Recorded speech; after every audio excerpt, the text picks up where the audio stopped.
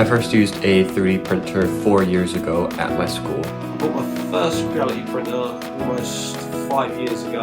I started 3D printing 2 years ago. J'ai connu Creality avec cette fameuse CR10. J'ai entendu parler de cette machine en 2018. Benim Creality hikayem Ender 3 versiyon 2 ile başladı. Our journey in 3D printing all started with an Ender 3 back in 2018. Trabalho com impressão 3D desde 2011 e sou fã da Creality. Tive a minha primeira impressora 3D da Creality em 2019 e era uma Ender 3. 我第一次使用传感三维的打印机是在2021年9月。I've been 3D printing with Creality's products for over 3 years. 1 year into 3D printing now.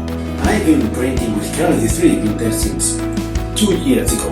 接触 3D 打印已经有2年的时间了。我的第一台 3D 打印机是 N2 Pro。When I got my first printer in October of 2020, it was the CR10V2 right here.